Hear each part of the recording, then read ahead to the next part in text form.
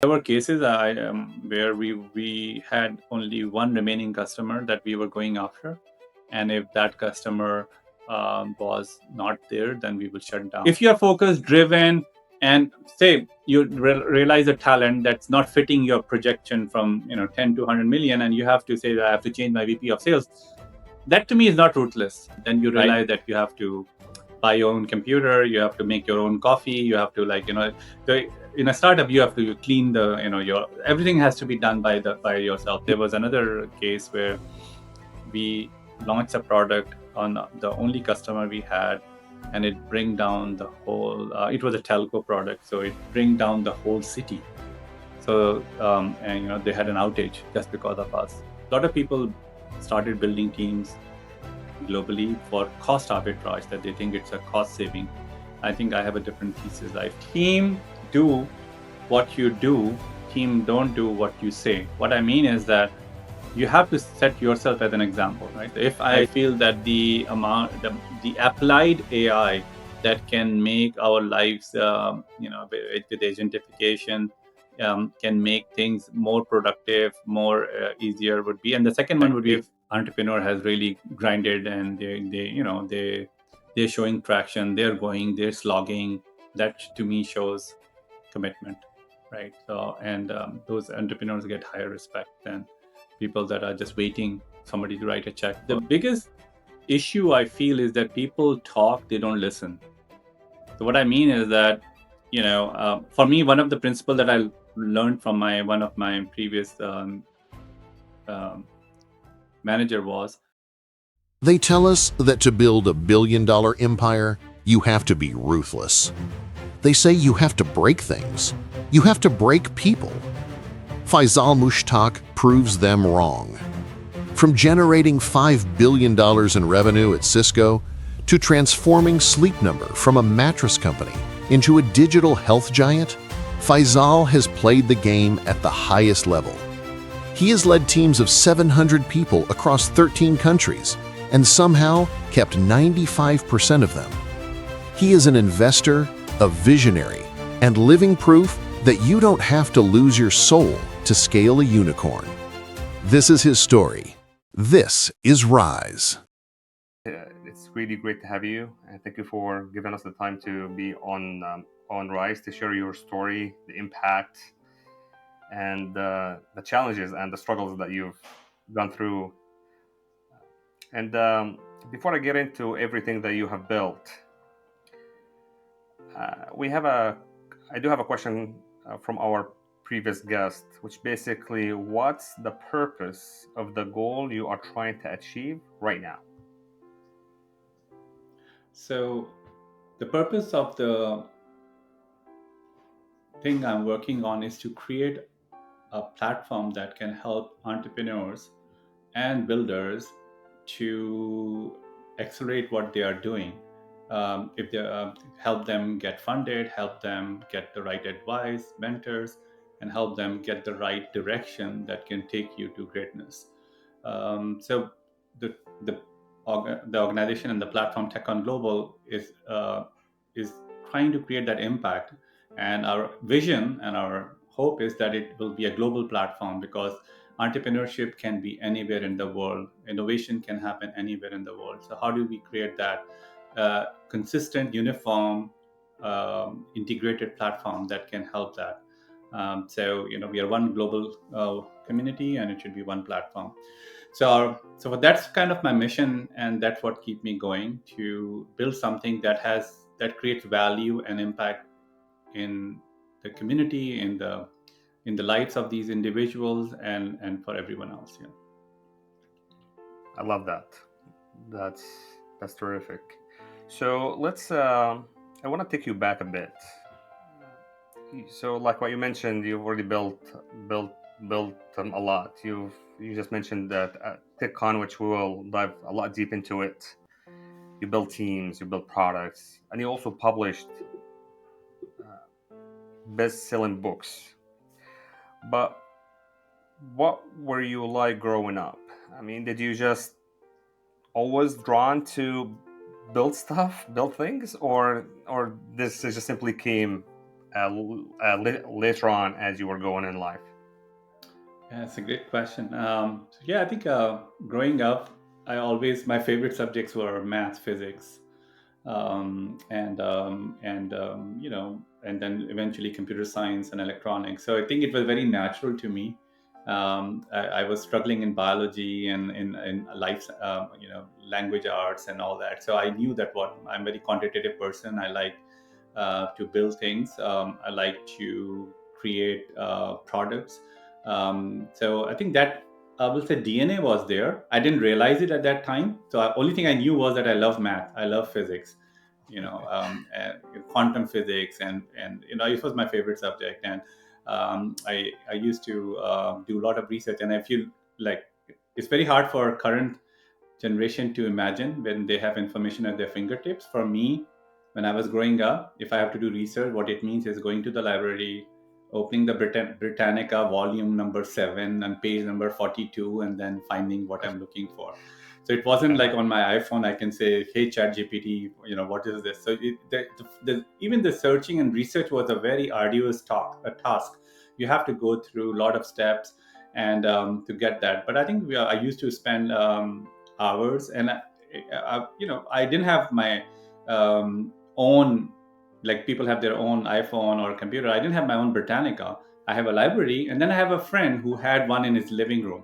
So I used to beg him that, can I, when you're not there or you're sleeping, can I come and spend? And I used to spend hours in his living room, opening all the books, taking my notes, and doing that. So that part was there, but I didn't know what it means. So I knew that these are things I enjoyed. So eventually, the educational path took me there. I did pre-engineering, then engineering, undergrad, and then I came to US and did my master's. So that path was there, and then eventually, when I started working, you started mapping it to what it means, and you apply to practical things, right? So it was there, but I wasn't person who was breaking things and building in a backyard, in your garage, but I was reading, I was writing, I was learning, and that excited me. That area, that domain excited me. So I knew that I loved it, but I'm still not. I wasn't a very hands-on guy that I go and break my cars apart, or like take my electronic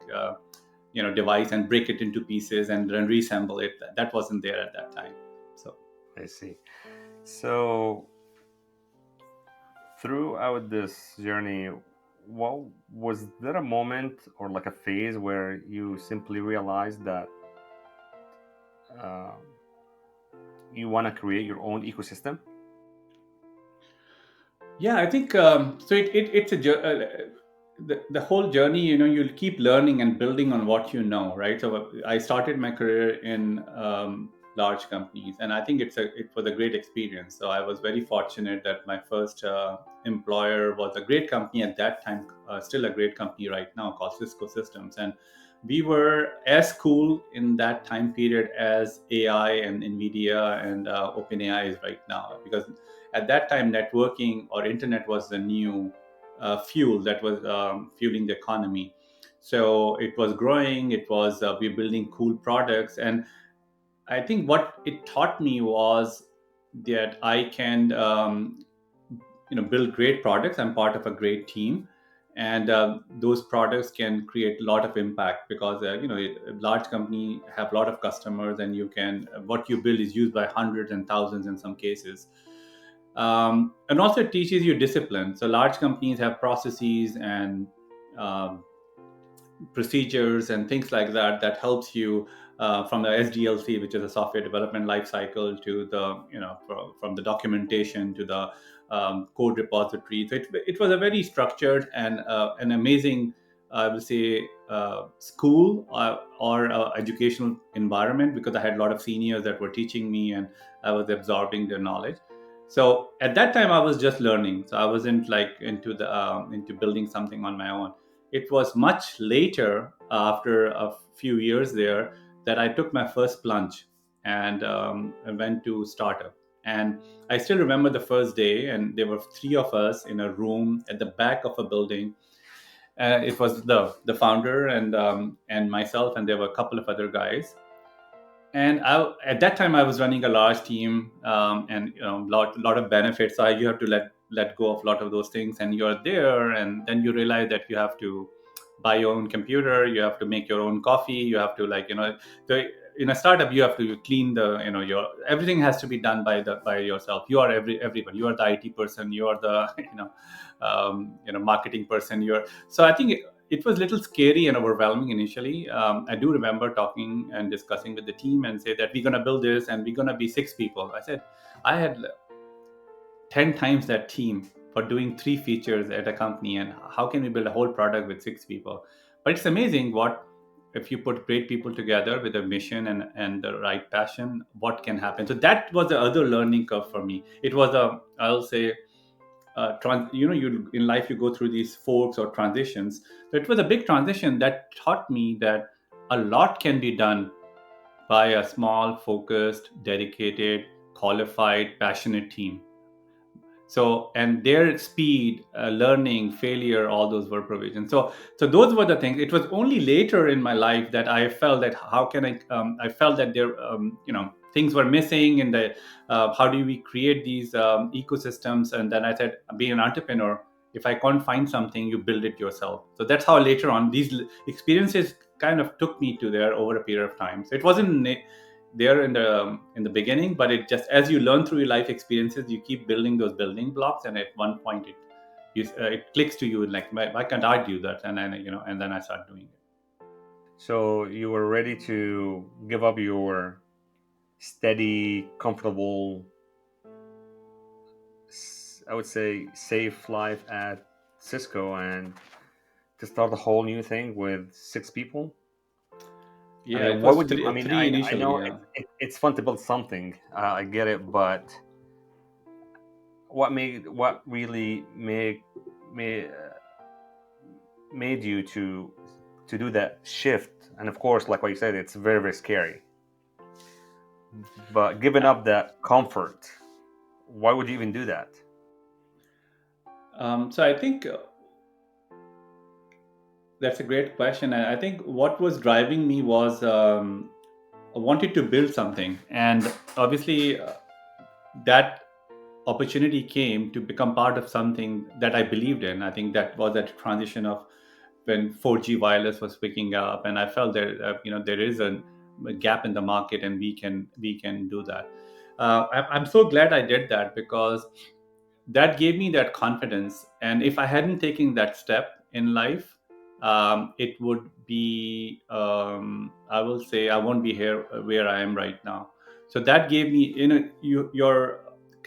it kind of completed me, because I had the large company experience and launching products and all that. But that gave me the other half, that how to move fast, how to fail, how to learn from it, how to um, you know uh, think big and go for it, right? So those things, those skills, you cannot read in books. You have to go through it. I mean, you have to experience it, and then that kind of grooms you.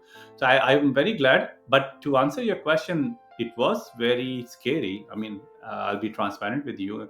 For many months I was like, okay, I don't know, what am I doing? Is it the right thing to do? And that's very natural. And I think that's any transition in life, right? In life there are 3 or 4 big transitions, and any transition you always first have to believe in it and go full force. But there will be period like time where you will feel that, did I do the right thing? And the quicker you go through that and get over it and get to the reason why you took that step, and go full, like, burn your ships and just go for it. I think that's the point to that takes you to greatness. So it was tough, but I think if I look back right now, I think it was one of the best decisions I did. Wow, awesome. So when the idea for TechCon came to you, what was really happening in your life that said, you know what, this is the time for me to start TechCon? And how did you come up with even the name TechCon? Yeah, yeah, that's a great question. Um, so being a successful entrepreneur and also being in senior positions, I've been fortunate enough that I've been invited to attend or speak at many conferences, and I think it's a great forum for people to come together, learn from each other. And for me, every event I went to and I came back, and I have this wall that I hang all the badges of the conference. And at one point, I had hundreds of them, right? So, and I used to think that, did I learn anything? So I used to ask these 4 or 5 questions. Number one, did I learn anything? Did I get inspired? Did I meet anybody that inspired me? Did I make deeper connections with, say, X number of people? X can be two, three, five. And did I, so those are the three things for when I go to conference. I want to learn, I want to be excited and inspired, and I want to build relationships and connections. And most of the time the answers were no, for many reasons, right? So I felt like either the conferences were too big, industrial shows, which I respect, that have their own purpose in, like CESs of the world. But then there are other smaller private events, that are which I enjoy more, where you meet great people, you're sitting, you're learning, you're connecting. But those are either closed events, like invite only events, or most of the time.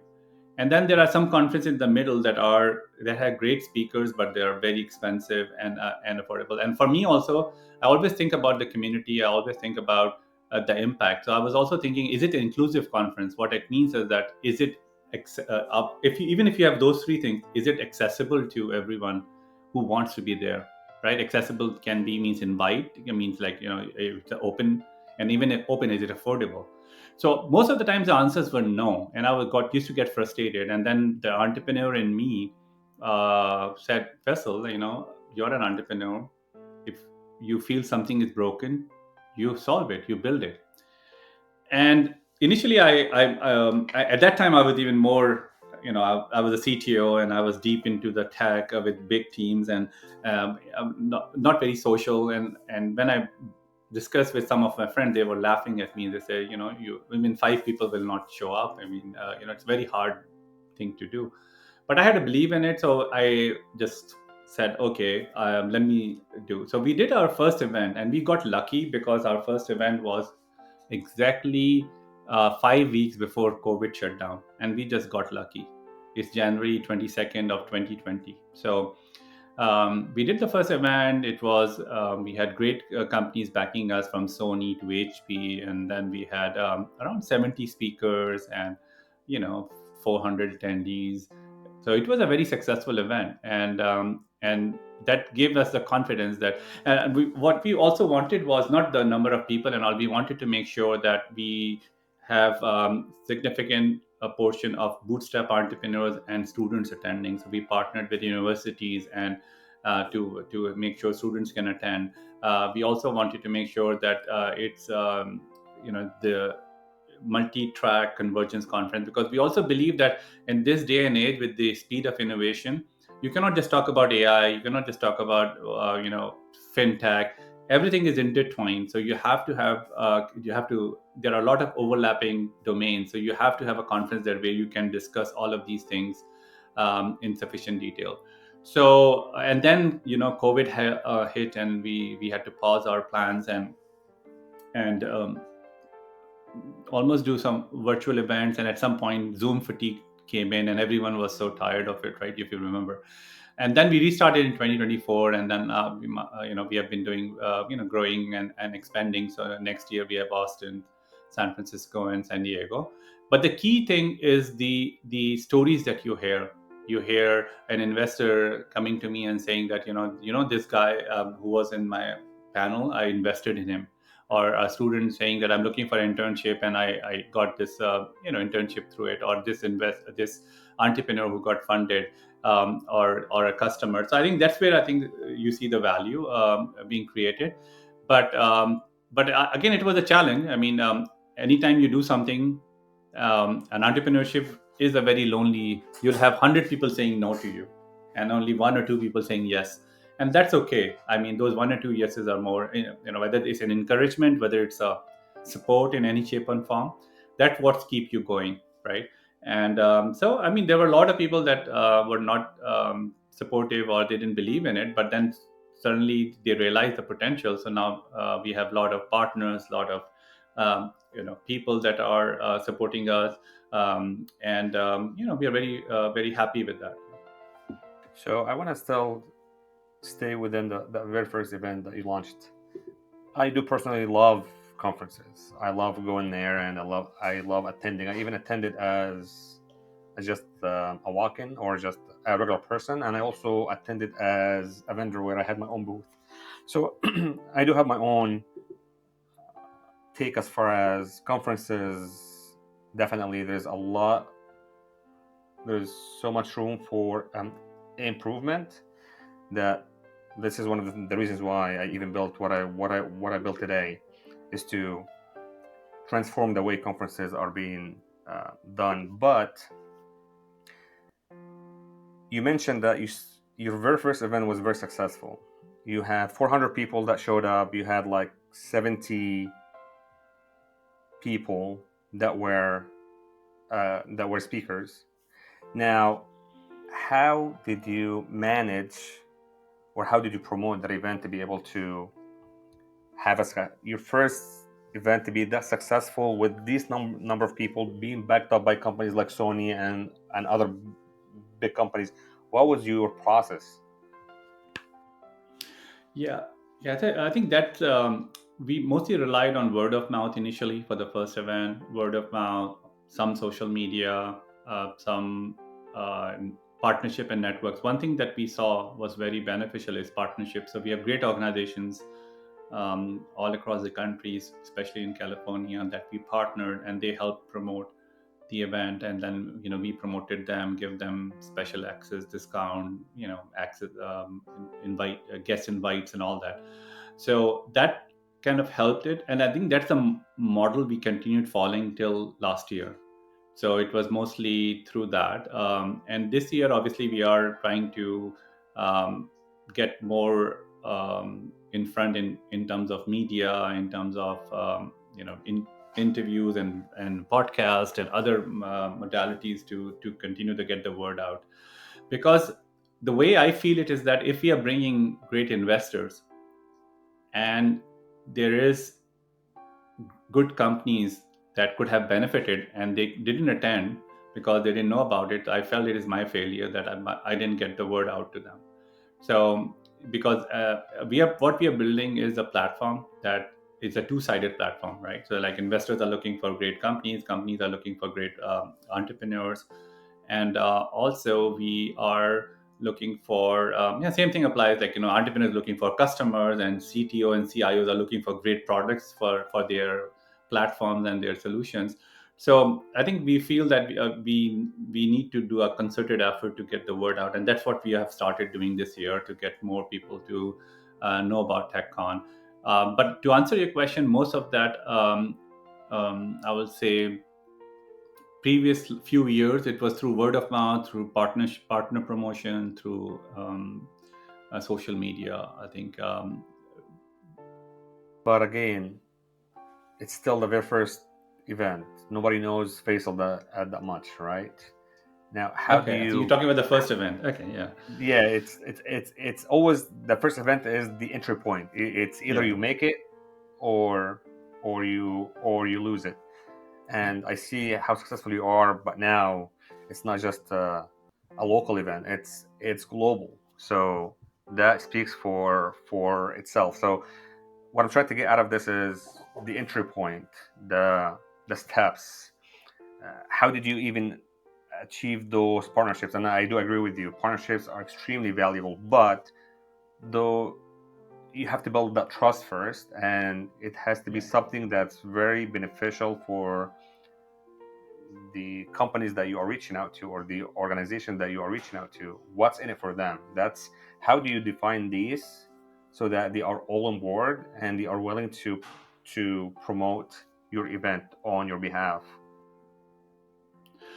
Yeah, I think it's a great question. So I will say trust is the key thing, right? And I think one thing that helped me a lot was my personal professional background and connections, right? So I've been in the industry for a significant amount of time.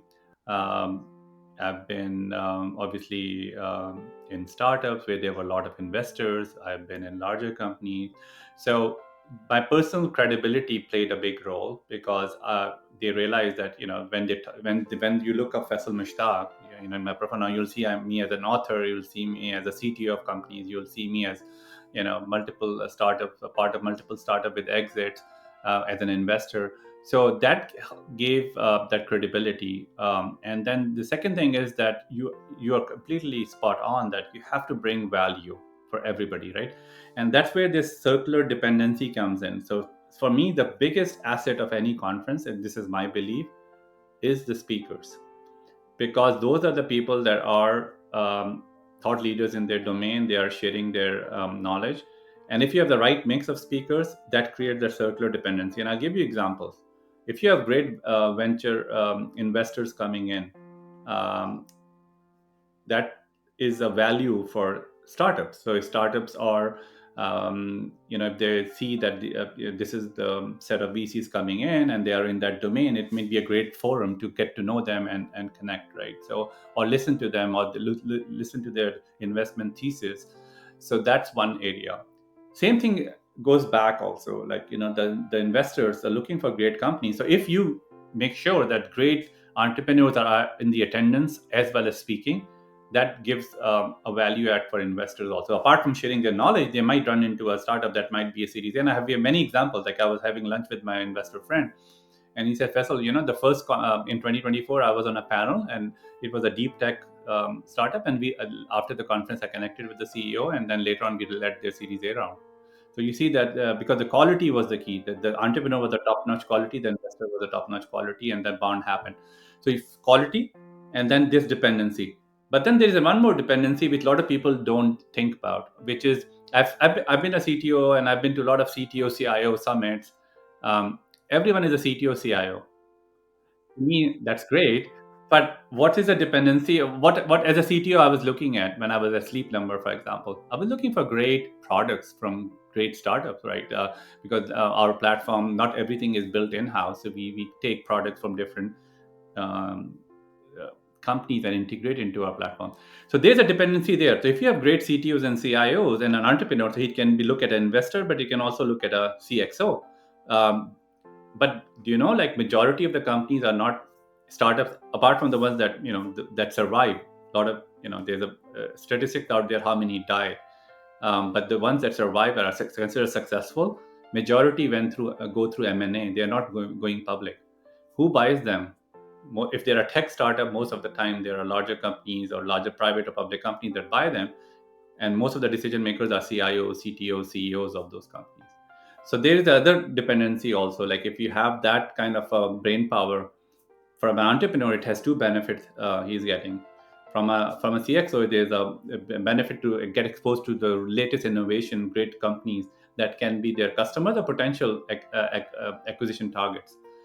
So if you create that dependency graph correctly, then you will have everyone coming will get some value out of it. Apart from the knowledge, the connections that you make, it makes sense to their strategy what they are doing. So we thought through a lot, and that's why we created this. And the last element that I think a lot of conferences don't have it is this whole enabler ecosystem. What I feel is that um, folks that are running incubation centers, innovation centers, academia leadership, because those are the ones that are seeding the seed of innovation. So what you see down the pipeline, if the educational institutions are encouraging entrepreneurship early on, we'll see a lot more of that. But a lot of these conferences, they go to only academia conferences where they talk about they're like a segregation. So we have this concept in TechCon of these four pillars. So we kind of bring these speakers together, and each of them has a dependency on each other, which creates that mutual symbiotic environment that helps do that. And that's just the speakers, and then you have attendees which follow into all these different categories, and they all have links to that. So if you create that dependency graph correctly, then you will have value for attendees, for exhibitors, for speakers, and that creates that value chain kind of. Got it. So when people walk into conferences, they just see this polished, beautiful setup, right? But there are things that people don't see behind the scenes. So what are the things that people need to know about making these kind of events happen? What really happens behind the scenes? Yeah, it's a great question. I think so. First of all, I think the reason of doing the event has to be very clear. So for TechCon team, the reason is quality, impact, and relationship. Basically, that's what we are trying to build. There are conferences that are more for monetary benefit, like they are more commercial. So they make decisions for that, right? So I'll give you an example. TechCon, yeah, last conference we had 5 rooms running in parallel. We every session was recorded, edited, pre-processed, and made available for free on YouTube at techcon.tv. And there's a reasoning behind it, right? The reasoning is that conferences, I believe the conferences has to be in person, because relationships are always in person. Even if I meet you for 5 minutes, I have a handshake, that bond established, and then we can have 20 virtual events after that, and talks after that, but the human connection is established. I don't think that connection can be established virtually, no matter how, it's just my thesis. But knowledge and information should be global, because not everyone has equal facility, they have equal opportunity. So our thesis is that knowledge that was shared in that conference will be made available online, few weeks after the conference, and anybody in the world can watch it and learn and hear that great discourse that was happening. So this itself, if you think from a business perspective, if somebody was running up for really trying to optimize profit, will say, I'm spending tens and thousands of dollars of this content, which is no revenue for me, kind of, right? But that's not the point. The point is impact. The impact is big, and that's why we do that. So I think that's where I think the first question is, why are you doing it? I think that has to be there. And then second thing is, it's a very hard job. I mean, I'll be transparent that unless you really love it, it's a think about an event with 4 or 5 speaker, and coordinating their logistics and their availability and their preferences. We had 167 speakers at the last conference. Think about the amount, and from 14 different cities across US, and even from Zurich. There's a CEO of a semiconductor company that flew in from Zurich. Think about the logistics, planning, coordination that needs to be done, right? And making sure everything goes in.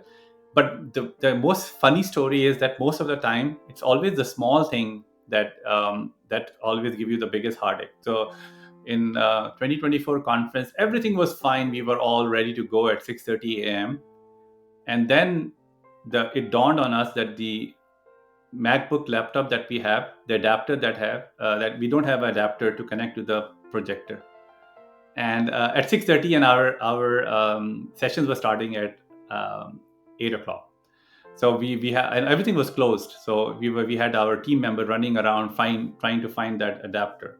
So to me, if somebody says that it was such a successful conference, the adapter gave me the biggest heartburn.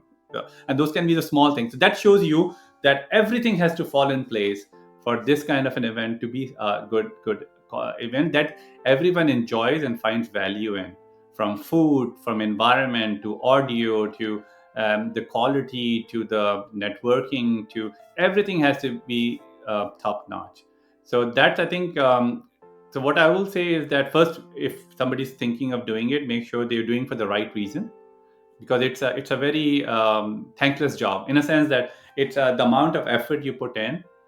If it was not just something else, like the satisfaction of creating something great or creating an impact, it will not make sense to do it. But you have to be so meticulous, so detail oriented, that even one small thing can really throw off the whole event, right? So you have to be very thoughtful, and in planning, preparation. You need to have a great team around you that have the same passion and commitment. And those are the things that when you see everything running, it's like a duck, right? You don't see how much the duck is sitting like this, but the feet are moving like this. So a lot of those things are even on the day of the conference, we have the team members running around and making sure everyone gets a great experience. And it just requires everything. And you need to be willing to learn also, just like anything in life, right? Things will go wrong, and then what you do is you learn and you improve them next time. Then you learn and improve them next time, because no matter what you do, If you're not open to taking feedback or learning, you will never improve. And everything requires improvement. I mean, no matter how good you are, there are still opportunities to improve. So yeah, so I will say that do it for the right reason, and then you don't underestimate the amount of details and work that it takes to get such things in place. So you mentioned that on your last conference, you had 5 rooms full of people that were running simultaneously. What what ran through your head when you walked into these rooms? What did you feel? I think it was a sense. So yeah, obviously, I won't hide that you are stressed. I mean, no matter if you're launching a product, you have a software launch tomorrow, or you're a product going to market. It's the same feeling. It's your baby, it's your product, and you want everything to be great. But when you don't know what to expect, also, right? Because you plan, no matter how much you plan. I mean, just like when the day comes, you have to. But when you see people being happy, they're engaging, you see it satisfied, that gives you satisfaction, I think. So for me, it was a sense of pride in the team, and myself, and also making sure that everyone is getting what they came for. And I think that was the feeling, because when I was walking around in different rooms, hearing the dialogue, hearing the engagement from the audience, the great questions that being asked, the answers, and one thing also I forgot to mention, one principle that we follow in TechCon is our speakers, I'll say, unless there is a time commitment, that a lot of our speakers come out of town and they make an extra effort and they have to go back in a few hours. Very few. Most of them, they stay and interact with the audience. And that's one of the things that also we changed in TechCon, that I've been to conferences. I flew all the way to New York to hear one person and just get to connect with the person, and the person was right in front of me, and after the session, from the back door it disappeared and I never saw him again. So in TechCon, we make sure all speakers that are coming in, they are networking with the audience. They are, we have pre-event and sessions that are, we can build relationship. But even after the talk, they stay there, they answer questions. Now, obviously, if you are, say, an entrepreneur and you're talking to an investor, just talking to an investor doesn't guarantee anything, right? But at least it opens the door. If you are offering something valuable that aligns with the investment thesis of that investor, then it might be easier that, hey, I talked to you at TechCon, I want to send my pitch deck, would love to have, and there's no guarantee still, because the investor might think, no, it's not strong enough. But at least it gives you an opportunity, right? And so that opportunity, we are opportunity creators. We're not, there's no guarantee, but we want to make sure our speakers can interact with the audience, they can have that connection that I was mentioning earlier. And then definitely it's on both sides, whether there is a mutual symbiotic beneficial relationship or not. So, but I think at least we are trying to create that opportunity for our all facets of our attendees. So for me, as someone who, as I mentioned, like to be part of conferences and join conferences, and it's like what you said, you get to learn from it, you get to network and all that. But one of the biggest challenges that I have personally with conferences is walking into the conference completely blinded, as far as no clue where to begin. So the notion of start establishing that connection and that network pre the event, and also the question that I always keep asking myself after every conference: then what? What's after the event? What happens after the event? And for you as an organizer, how do you track information, data, connections, so that your 2026 conference is better than your 2025 conference? That's a great question. So I think I feel that you have hit the nail on the head, that there is not a holistic platform like that right now. And I'll tell you how we solved, definitely, and we saw the same problem, right? So it's a mixture of virtual and physical attributes that we created. So one thing that we do is we always have a pre-event social, and where it's the evening prior to the conference, and it's open to everyone. So we, the speakers. I think we had a sizable amount of speakers that were there, and then there were attendees, and it creates excitement about the next day, but also helps you. And I think I also there is a homework that each attendee has to do, right? If you are whatever, you're an entrepreneur, you're an investor, you are an executive, you are looking for a job, you need to be able to do research on who's coming. And I'll answer that question, I think, that you touched upon. And then who are the people that I need to go deeper with, right? Cannot be 500 people, but you have to say these are the 10 people that I want to at least connect, and then zoom on those people, right? So first opportunity we provide is through the pre-event social. So that's one opportunity. Second is we build a custom app because we realized that it was missing. Most of these conferences they use third party, but those, unless it's a holistic platform, it becomes harder, right? So we kind of build our custom app where you can see all the attendees and reach out and start building those connections a priori several weeks in advance. So I think that was the second thing. And then the third thing is that we also have an event second day in for the our main conference, which is not open to everyone. I mean, you have to buy a ticket for that, because but that gives you another level of opportunity. That, say, if you want to follow through, that's more exclusive and private. So those are the opportunities that we do, and then we have networking hours throughout the day.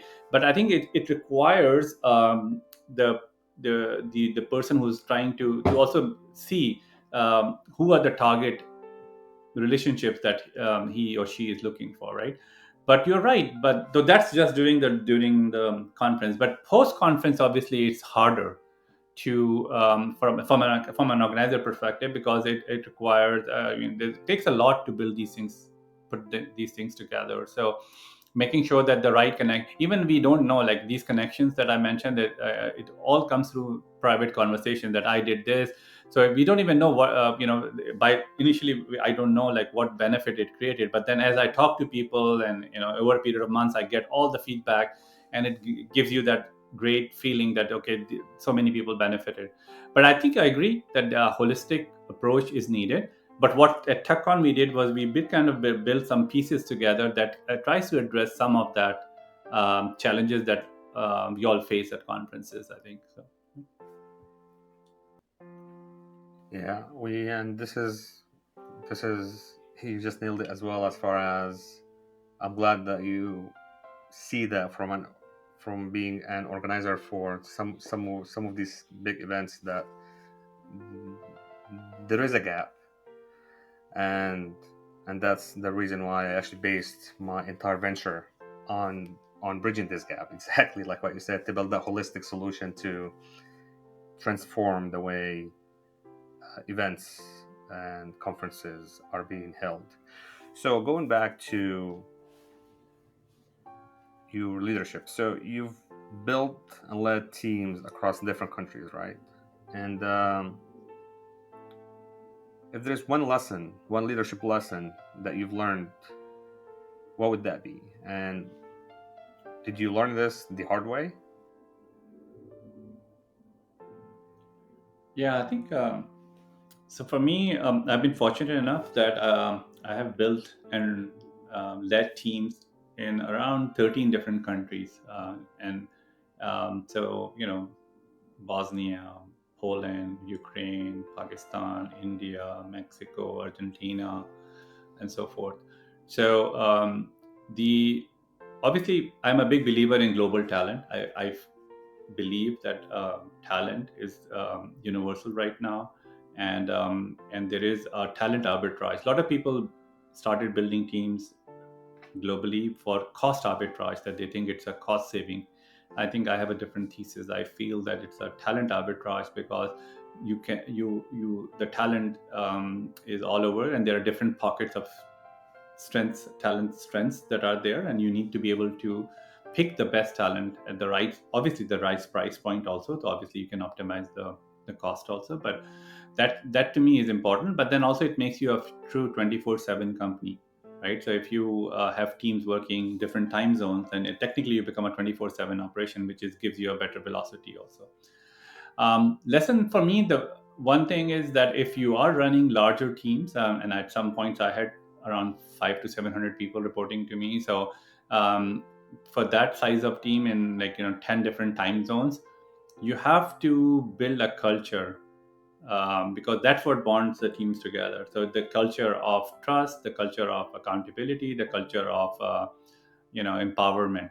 If you build the right culture, then what happens is that each of your teams become a high performing entity by itself, right? So I think you need to do that. And then the biggest lesson, I think your question was about one lesson. To me, the lesson is that team do what you do, team don't do what you say. What I mean is that you have to set yourself as an example, right? So if I say, oh, you have to be in time on meeting and I'm always late, nobody will take me seriously. My word will not mean much. You have to set examples for whatever culture you're building. So I've seen people that say, no, I want people to work hard, but then on a weekend they need to have charge up and spend time with the family and all. And then if you're calling them and having meetings on a weekend, then it will defeat the purpose. So if that's the culture you're building, so what I'm saying is define the kind of culture you're building and be an example of that, because then that's the easiest thing, because you want to make sure you, especially when you have larger teams, you need to make sure that that culture um, will keep them together through difficult. And I had cases of, when I was learning large teams, we went through a lot. We went through COVID, we went through supply chain shocks, and it was existential threats to the company, to the whole ecosystem. And we survived, and we were in Bay Area. So this is high demand. Talent is poached all the time. And I also am a big believer in retention, right? So if you're hiring good people and retaining them, those are the two things. So I'll touch upon both of them. So hiring great people means that the most important thing that you can do is hire good people. And for that, obviously you need to make sure that I used to be deeply involved in hiring, and making sure, depending on the kind of positions, making sure the right personality, the right talent, the right culture fit is coming into the company, and then retaining them, because churn is a very big issue to overall productivity and team morale. So at one point we had around 97% retention in really difficult times, when companies were losing talent all over the place. And the reason there was that people believe that they are empowered, they are respected, they are listened to, they are acknowledged. So those are the things that people respect, and I think that requires culture. So build a good culture, be an example, hire great people, and try to retain them.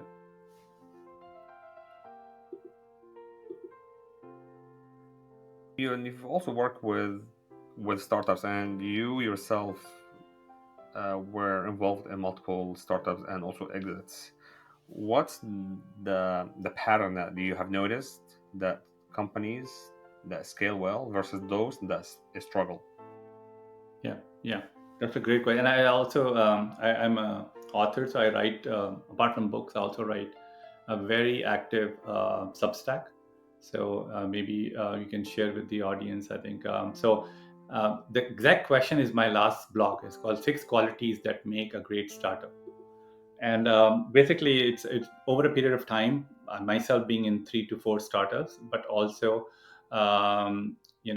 being reading books and seeing. So I'll just go over my article, and that might answer your question. So like, what are great startups and what are just normal. Or so first of all, I think the companies that are very successful, they start with a customer centric um, view, and they start with making sure that they can validate, and customer comes first. So they don't start with technology, they start with a customer and a problem, and that's what they are solving. And they do enough conversations, enough data collection, enough interaction with the customers, that they have they're not assuming things, but they have real customer insights that they are using to build product. So that helps you, because if you're starting something in a bubble with a hypothesis and something cool, and later on trying to fit and solve a problem. Start with the problem first, a customer, and then everything falls in place. I have examples of very close friends that they had customers waiting for their product when they raised the first round of funding, because they understood the problem. They were able to uh, in, uh, inculcate that trust that we can solve your problem, we understand it, that people say if you have that, we'll buy it. And that's the first validation, because so customer first, identifying the problem and making sure you build a solution. The second thing is exceptional at recruiting, which I touched upon earlier. I think you have to have a great founding team, but then you have to surround yourself with great people, and that to me is the most important. The first 10 employees are the most important in any startup. The culture, the talent, the drive, the go-getting behavior, and passion. So I think those things are very important, and that's something that should be taken as a priority. In some cases I was working 60, 70 hours, still I was interviewing candidates, and spending another 10, 15 hours to talk to people, because to me that was more very important, that I hire really good people. The third category is that you have to be able to both good in you need to balance strategy and execution. A lot of people are very execution minded, but they miss the strategy. And a lot of companies they think big, but they didn't build the ecosystem to actually make it happen and execute. So making sure you have the talent, and the founding team and the talent can think big, see the strategy, but then be operational to be able to execute that strategy, because that's very important. And also you have to realize that a startup, the great startups, think of it as a journey at 0 to 10, 10 to 100, 100 to 1000, 1000 to 1000 plus, whatever that metric is, customers, revenue, doesn't matter. Think of it as those four. The great companies are where the core team can go through the whole thing, right? Like if you the whether the founders plus the core team can should be able to scale. The VP of engineering or CTO can code and can really be, but then he can also lead a team. When you grow to like say 500 people, then he should be able to be a leader for them, right? So I think that making sure that talent, and in some cases they might not be, right? You might realize that say if you're doing enterprise sales, 0 to 10 is different, 10 to 100 is different, 100 to billion is different, right? 100 million to a billion is different. You might have to change some talent, so you should be very open and be able to make those decisions to change talent if that talent is the one that's not able to take the company to the next level. And then I think the next thing is to always keep pushing and innovating, right? So I'm talking about great startups. So like Amazon, you're selling books online now. You think like AWS doesn't make sense, right? So I'm just giving examples, but the great companies are constantly innovating, and they're pushing themselves, and then trying to do something uh, great, and keep empowering the teams to create value, because great startups are where they start small and then they go all the way, right? And then also funding. I think this is very important. Like a lot of these startups are, especially when you want to scale and you want to solve a big problem, funding is a tool that you have to use very strategically. So you have to be able to raise money at the right time, not when you need it. Sometimes you don't even need it, right? I mean, but you need to know what's your next milestone and how much money is needed to raise, and then you should be able to you should be good at fundraising and should be able to raise.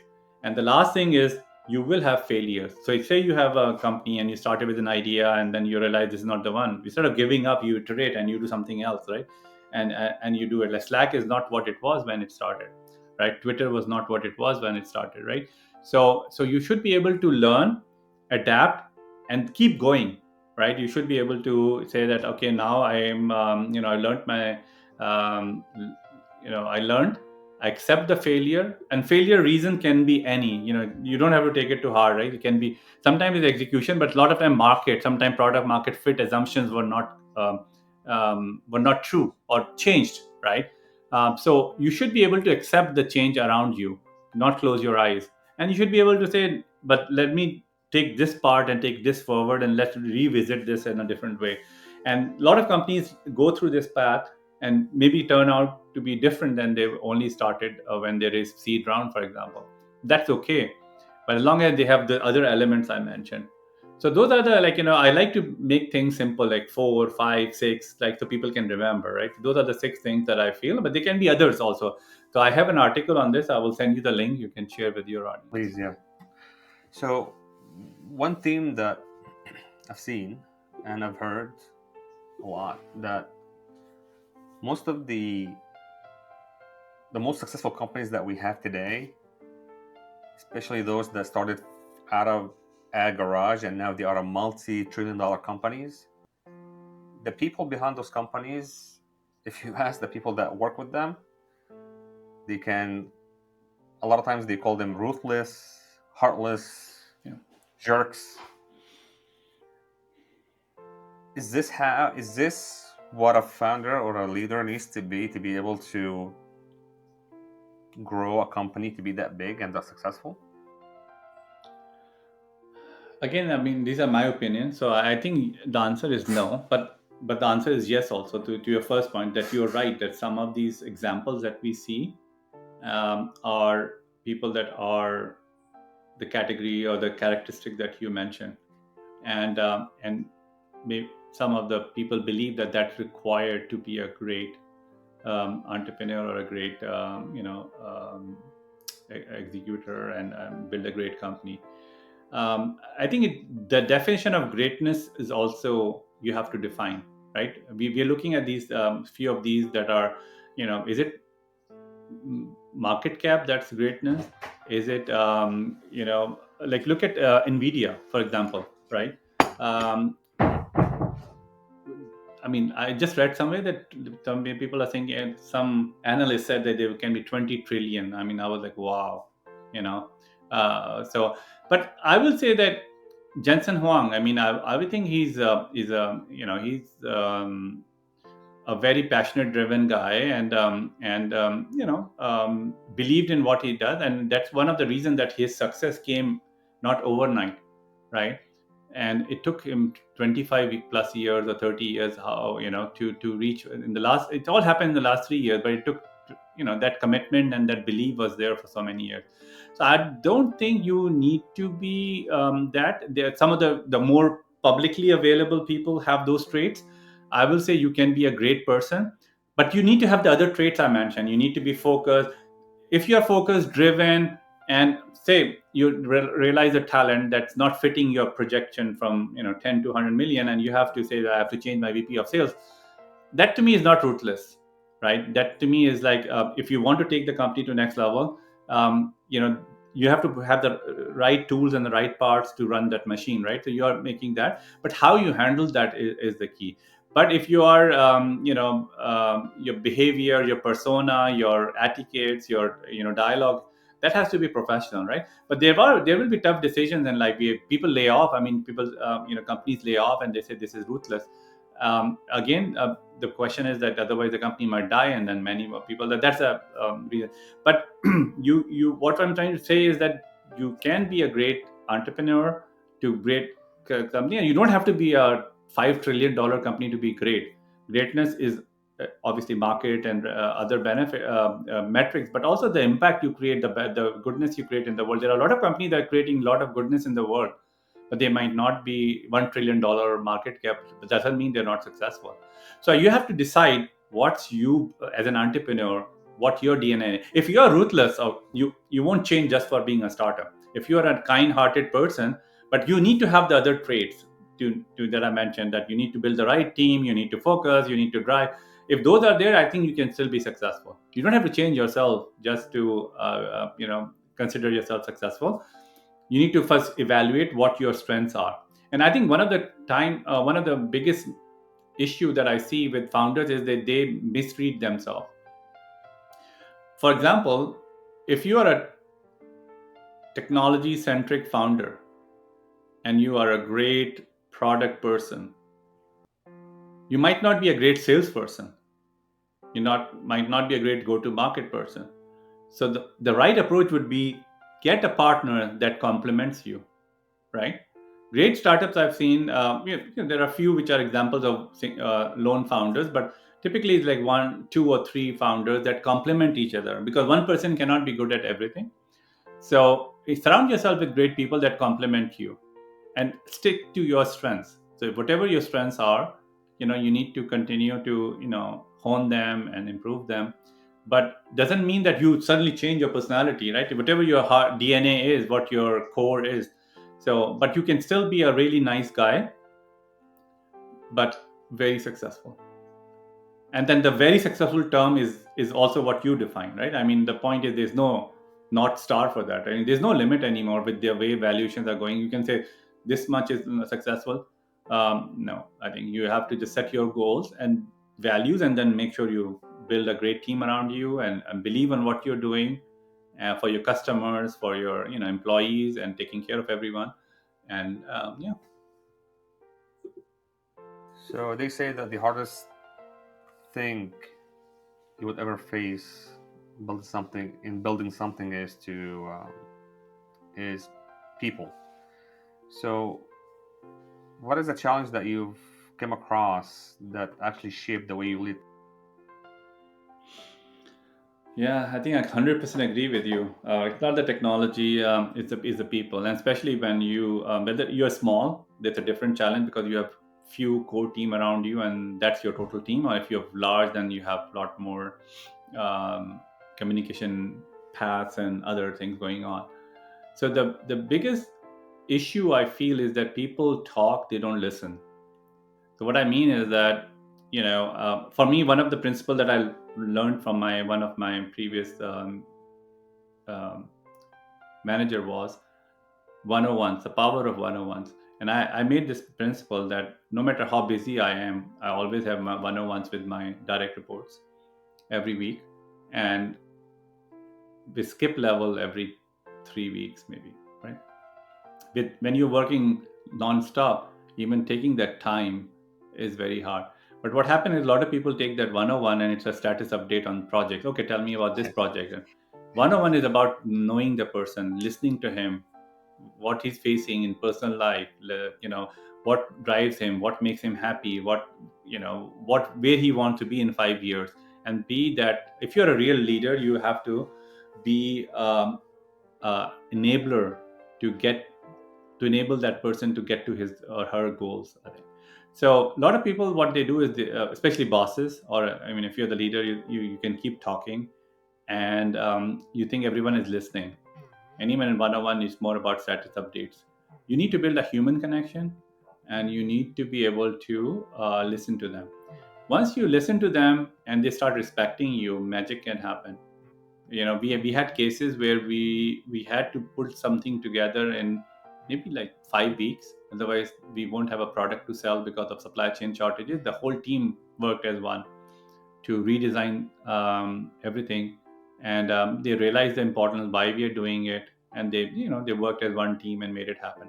The only reason was we built that trust and that relationship. So I will say that for people, the biggest thing is building relationship and listening to them. And that's where a lot of people keep the relationship transactional. Especially with your core team, you have to have a deeper level of connection, because they're the one who are going to be on your side, good or bad. And you need to make sure that you're doing that. So Got it. All right, I want to switch gears a bit.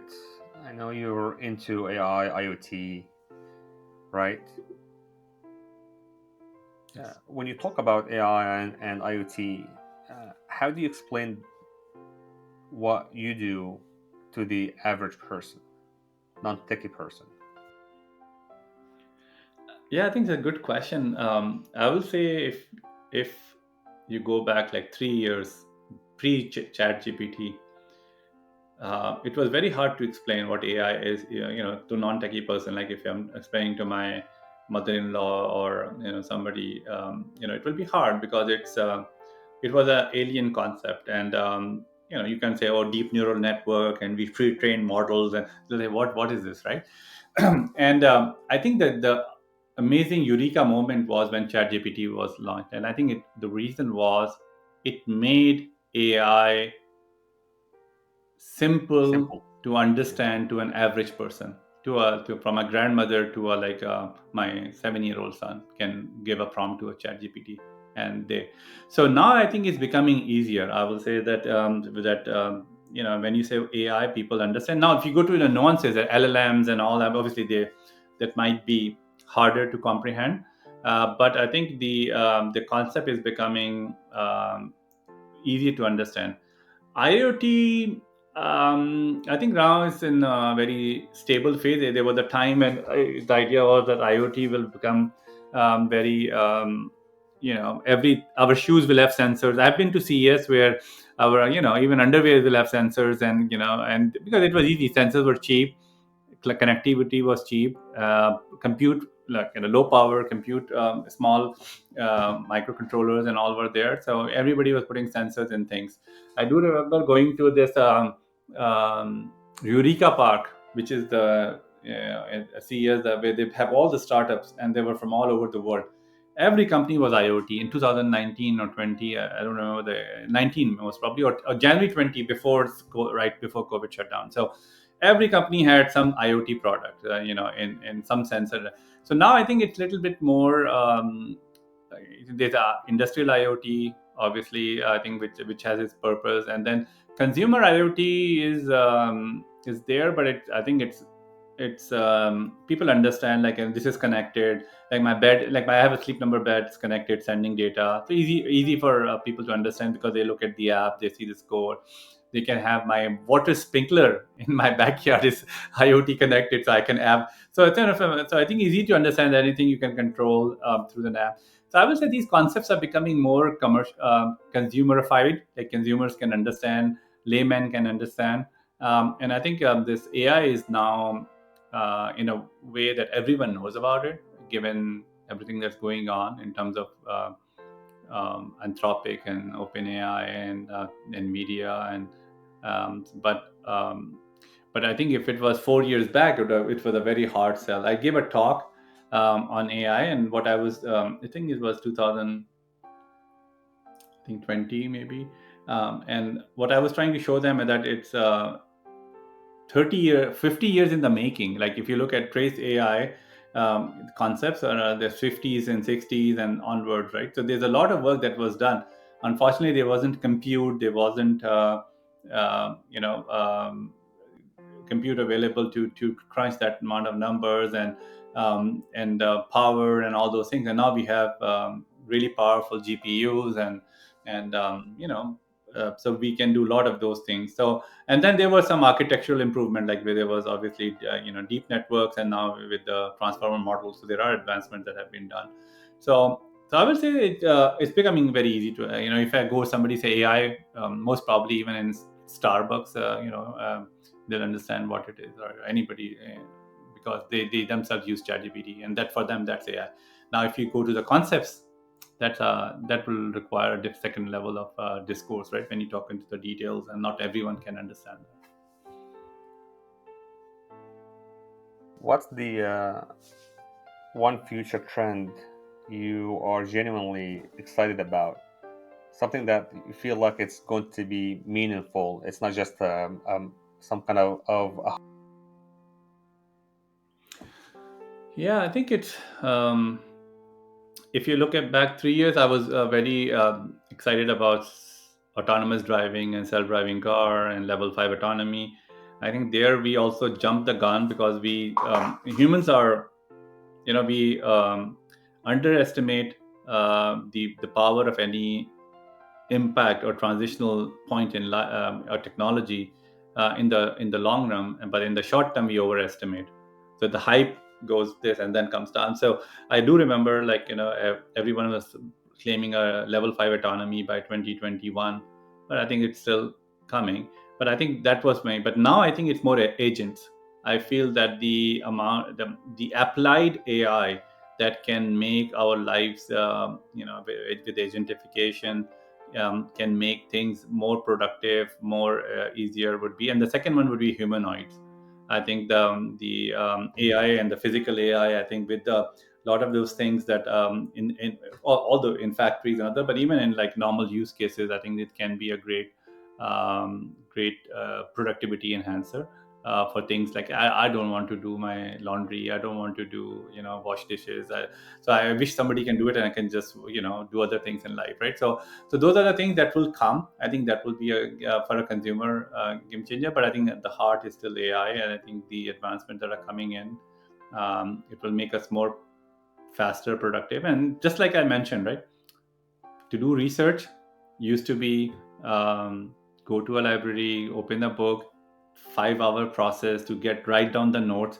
Then it became Google, and you type it. Right now, it'll be like, hey ChatGPT, can you design me this, and boom, it's done. Right. So it's just things are happening faster. Information is becoming more and more pervasive and accessible, and I think that excites me because the human like new drugs, for example, like for AI, I think my biggest hope is that disease and drug discovery and diagnosis. If we can really take it to the next level, that we can proactively identify diseases, human quality of life will quality of healthy life, I think will go up, because if you can detect things early, you can treat them sooner. So I think that's what I think is exciting, and we are right at the beginning of that transition into that amazing future. Right, and they even started to sell actually real human, real robots. And I think it's people are paying right now like $20,000 for it to be able to come in and to do your chores for you. I know it's still a bit early for that, but it's in the market now, which is crazy. Now, what about the a one AI myth that you wish people would get over? One, sorry. One AI myth you wish people would get over. Yeah, I mean, I think it's more about, I think, the Terminator. If you remember the movies, I think like the machines, robots taking over the world, or Yeah, Matrix kind of, right. I think yeah. it will be I think as human race, I think we will have to make sure we define those guardrails, um, very clearly, and make sure we enforce them. So as long as we do that, I think that mayhem and the robots taking over the world, or Matrix, I think those are little exaggerations. What I'm saying is that humans have to. Um, it's a genie in a box kind of, like we are, it came out, now we have to make sure we contain it and make sure it does more good than harm, because any technology that comes in ever can do both good and harm. And I think as humans we have to define those guardrails, whether it's legislative guardrails, whether it's you know yeah, other kind of guardrails, to make sure that that happens. All right, so now let's switch gear uh, a bit as far as you've published 3 books so far, right? You did the Transforming Healthcare, Driving Innovation with XOps, and the Lab Coded SDLC. Why did you even write these books? What was the story behind each one of them? Yeah, so I think the first one, XOps. Myself, I saw that transition of AI, and more, from the back end perspective. So as we were building teams and bringing more and more AI platforms, and this was pre-Gen AI, where you have a lot of uh, training and inference happening in your premise, deep neural networks. And so I noticed that the way teams are thinking about it is very fragmented, right? So we have DevOps, which took a while because initially it also came as a change and people were reluctant to it, with the separation between development and ops, and then SecOps, and then there's a thing called FinOps, because with the cloud infrastructure, it becoming it's very easy. But if you don't have good FinOps policies, then you can really have bill shocks, right? You can have computes that are spun up, and and when you have big teams, I think unless you have a good FinOps strategy, then there is a data ops and AI ops. So what we felt was that the way you have to think through it within the age of AI and data, you have to think through XOps, that these are all one element and there are different kind of focus areas.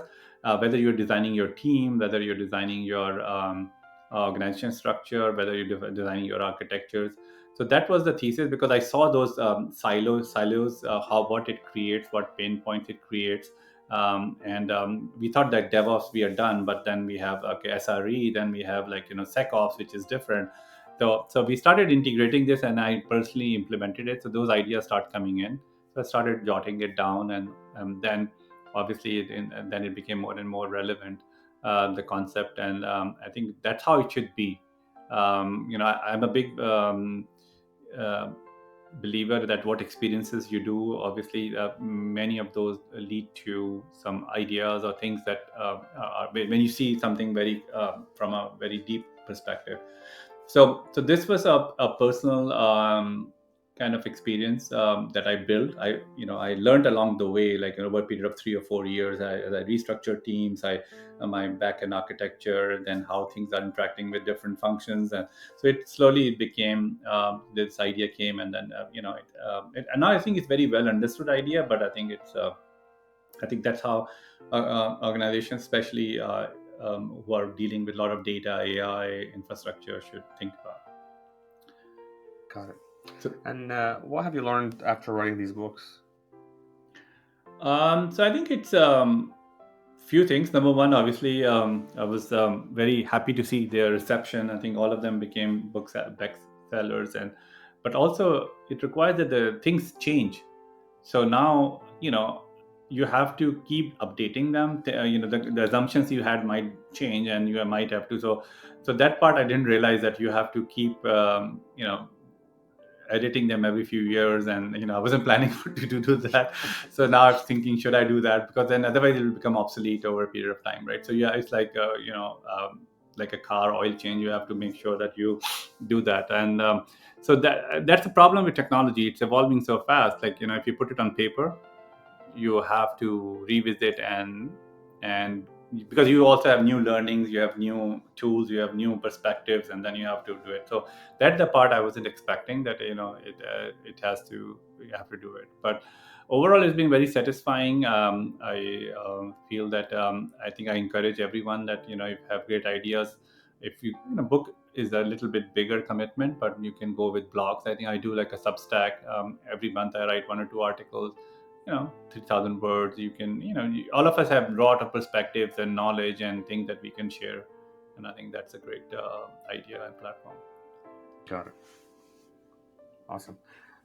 What made you get into investing?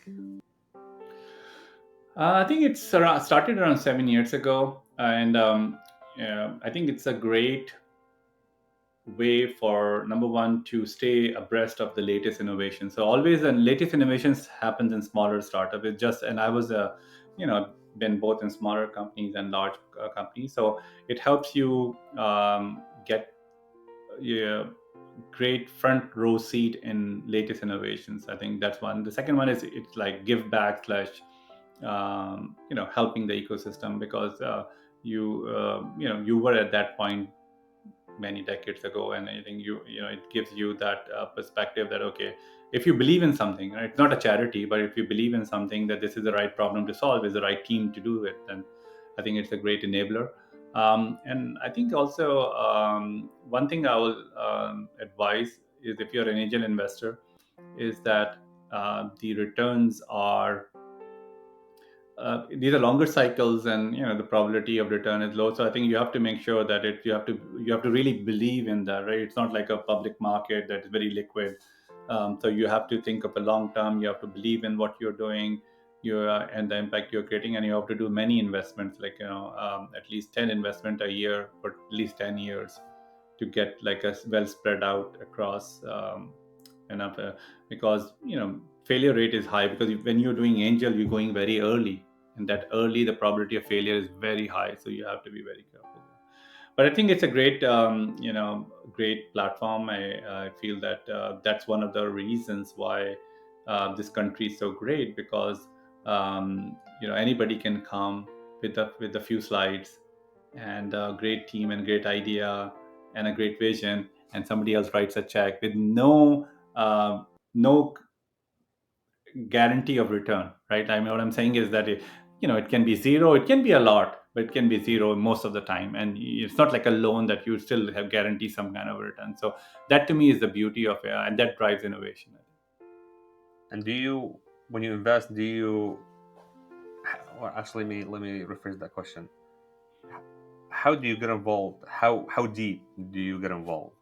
Is it just you write the check and that's about it, and that startup is on their own, or you offer other guidance or involvement? Yeah, that's a good one.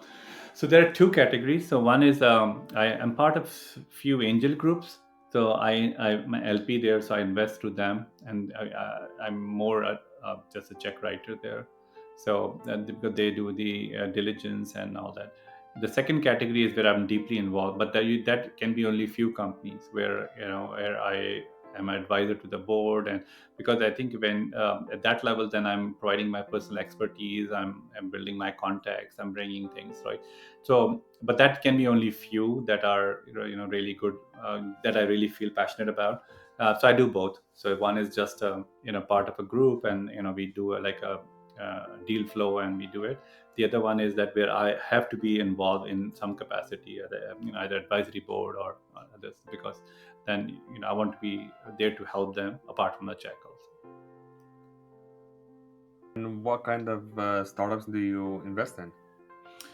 Mostly, I'll say broader tech. I mean, can be AI, SaaS, things that I can understand, right? So if you say you have a molecular plasma, something that I don't understand, then I might not be the right investor in the second category.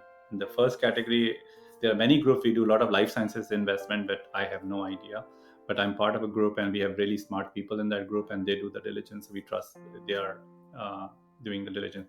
But for me to personally involve, it has to be an area that I understand and bring value, right? So infrastructure, security, AI, software, mobile, cloud, hardware, IoT, pretty much everything except I will say chemistry, or drug discovery, those kind of things. Like life sciences, one that I have no value that I bring apart from you know Got it. So checks. when somebody approaches you, like a founder with an idea, and what is it, the one thing that they say that you say, you know what, no, thank you, and what makes you say yes? Yeah, it's a great question. Yeah. So I think first of all, it has to be a reference, right? I mean, otherwise, obviously, unsolicited, I don't look at it because it's very hard to, to spend time and due diligence. So, but if say I have a friend who's an investor, he said, "Faisal, look at this one," right? Then I will definitely look at that person. What I use is the three uh, question um, check. So the questions are, why me, why this, why now? So why me means why I mean, these are the questions that I ask the entrepreneur. Like why me means like why I'm the right person, team to solve this problem, right? It can be that the subject matter expert or industry experience and domain expertise, or something that has to say that this person is the right person, or this team is the right team. The second one is why this. Why this means the product and the market, right? So why this is the right product, and why this is the right problem or a market to go after. And the third one is why now, means why this is the right time to solve it, right? Because a lot of teams can um, be either behind or ahead of the right timing. So you can be right, but you can be ahead of your time and you'll fail, right? Or you can be right, everything fits in, but you are way behind. The ship has sailed, and that not be the right match. So I think those things help. Obviously, that's a very high level, but obviously then the pitch deck, team, market, and all those things have to be looked at. But I think for me, the biggest thing is the grit and the traction. That if entrepreneur has really grinded, and they're showing traction, they're going, they're slogging, that to me shows commitment, right? So, and those entrepreneurs get higher respect than people that are just waiting somebody to write a check first, and then they will do something. Now, what's the maximum amount do you tend to write check for, or is it normally just one person, or if you come across a good idea or a good startup where a group of angel investors will come together to fulfill the need and to write a Yeah. bigger check? So the angel group that I'm part of, they write up to 500K, and then and then individually, I think I have a thing called TechCon Ventures. So I think we are kind of looking at um, startups. I think typically around 25 to 50K very early individually, and they can be multiple. But again, it has to be that that commitment has to be there. That either me or one of my close friend is on the board or advisory, then I think it makes sense to get involved at that level, because it requires a lot of time. I mean, to help companies to grow them, and bring our networks and all that, right? So that's why. And do you recall a funny or an awkward pitch story? I think there are lots of them. So I think the first turnoff is that if I'm at an event like I mentioned, right, and somebody comes to me and say, what do you do? And it's an investor event. So to me, that's like, okay, you didn't do any research, right? You have to be able to research everyone who's there and then narrow down, these are the five people I want to talk to, right? So to me, that shows, then second turn off is like if there's no traction from the entrepreneur, right? So I've talked to entrepreneurs, I'll say, okay, we'll talk in a few months, and a few months later, it's the same. Then it doesn't give me that confidence, right? And obviously, there are people that have not they have not honed the pitching process, right, which is fine. That something can be improved. Like a lot of people are shy, or they are like not very articulate, then they can hone that skill, they can improve it. But that part is there are other institutions, there are other forums where they can improve it. So I think that part, I think, can be improved, but it's more about making sure that the building blocks are correct, right? I mean, the team, the product, the market, and the timing is all correct.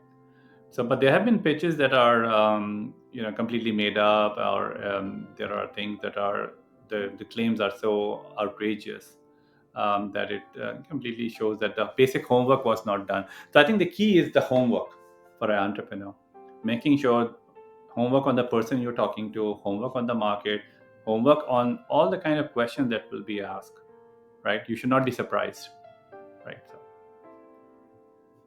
Got it. So, we as founders, I mean, we come across moments where things get really, really tough. What was your toughest moment? So we have been case as a part of a startup. You're saying, yeah, yeah. So I think there were cases where we had only one remaining customer that we were going after, and if that customer was not there, then we will shut down. Right? I mean, those things are just a reality in life. And I do remember that whole night. The customer was in Europe. The whole night I was called with them, trying to answer their question because they were making a decision in the morning. So that one email would have been lifesaver for the company, or shutting down, because we didn't have a payroll for another more than a month. So those things are very natural in startups. I think it happens. I think some startups are lucky that they have a very nice funding story, so they don't go through that. But most of the startups have to be very careful. So I mean, there have been cases, and then there was another case where we launched a product on the only customer we had, and it bring down the whole. It was a telco product, so it bring down the whole city. So and they had an outage just because of us. So it could have been the case that they could kick us out easily, and then we got lucky. We fixed the problem and all. But those things happen. So entrepreneurship is high and low. A lot of lows, few highs.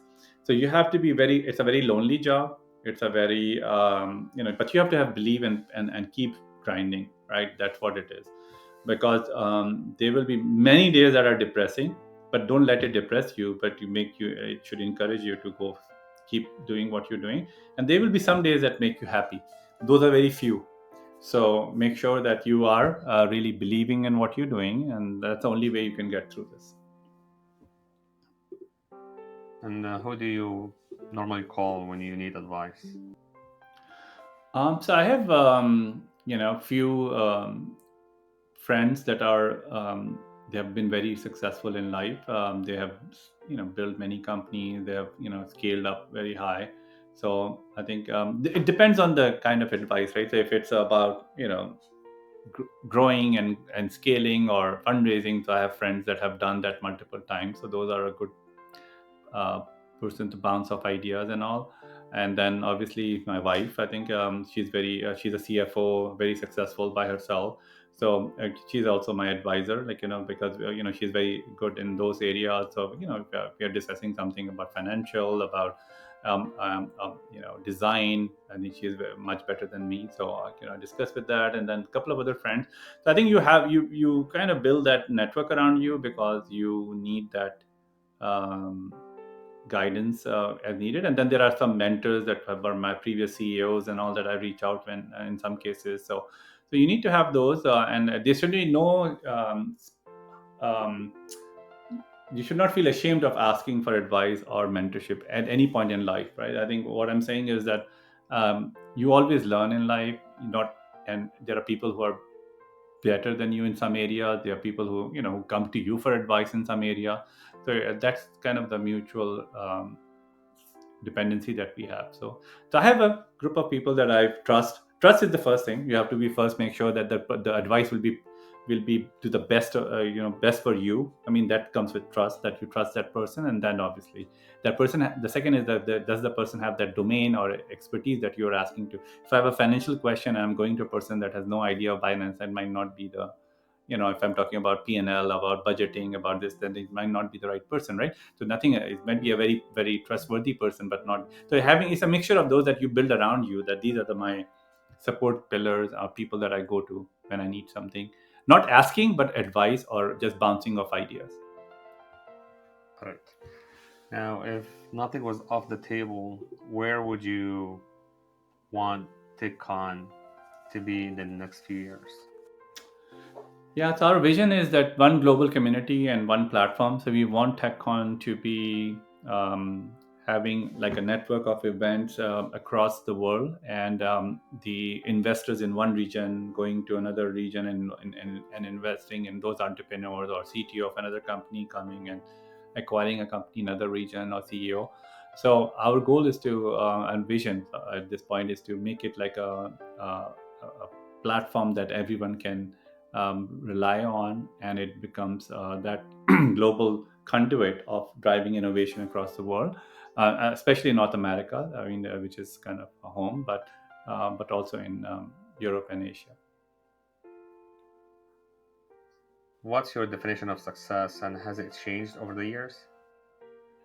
So it depends on what you're doing. So like if you are building a company and product, then your success can be customer satisfaction, or happy customer, or it can be revenue and financial model. If you're doing something that's more impact driven, then it will be how many lives it touched, how many what impact it's creating, what goodness is creating. So I think it depends on what you do. Like for example, I'm on boards of non-profits. They are, one of them is about STEM students. So it's more about how we are impacting those students' lives. What we are doing as a organization. So everywhere, I think it depends on what you're doing. The impact, the sometimes it's monetary KPI, sometimes it's impact API, sometimes it influence API KPI. Sorry. Faisal, what do you hope you would leave behind? Yeah, I think all of us want to leave behind. First of all, for me, the biggest asset is my kids. I want to, I hope they, the values that we have inculcated in them, they kind of take it forward. And pretty much, I think what you leave behind is the good things you do. Frankly, and nothing you take with yourself. So you can be a CEO of a multi-billion-dollar company. When it's gone, people remember by the good things, the interactions you had, or the impact the person created. So I think it's all about impact at this point. I think, at least, what I'm trying to say is that people will remember how you touched their life, rather than how many cars you have or which house you live in. Nobody, that's your personal thing, right? So for me, I think it's more about creating a legacy of creating value for people, and making sure that's how people remember. Otherwise, if you don't touch people's life, they will not remember. There are many people, every day they come and go, but so I think, for me, it's my kids, and then making sure I create impact and benefit to people around me. What would you like to ask our next guest? So I think, the next guest, I think that's a good question. So I will ask him that, or her, that. Okay, that's a good question. I didn't think about it. Let me see. But I think, again, what excites them. I think, I want to, because a lot of people are doing things, but not sure whether that excites them or not. Like, you can be working at a company, but so I think, what's the one thing that excites them? And excitement is something that, and you can be an entrepreneur, and the company and the product expire. There's nothing wrong against that, right? But I think it's a great point to ask everyone what excites them, which is indirectly what would they like to do in an ideal world, like, if that, so that will be their priority, kind of. Faisal, I cannot thank you enough. I've learned so much from our discussion today. I hope a lot of other people would really benefit from it. It's deep. It's a lot of knowledge. Definitely have a wealth of knowledge, and I'm really, really glad that we connected and we had this conversation together. I want to So thank you thank so you, Yasser. much. It was a pleasure, and for sharing your platform, giving this opportunity to share with your audience, and hope we can, stay in touch. And I think our paths cross. I think, and I thank you so much for this interview. Definitely, definitely. Thanks a lot, Faisal.